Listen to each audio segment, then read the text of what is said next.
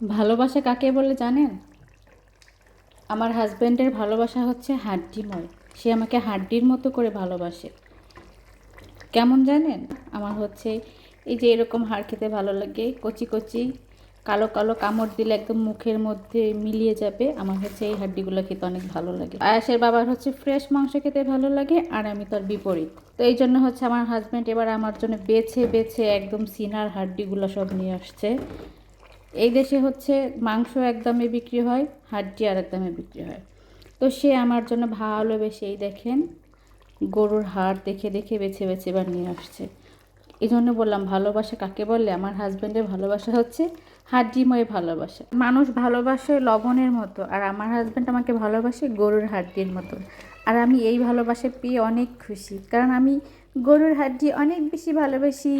ওকে বলে ভালোবাসা নাকি লবণের মতন হয়, কিন্তু আমার কাছে ভালোবাসা হচ্ছে এইরকম হাড্ডিময়।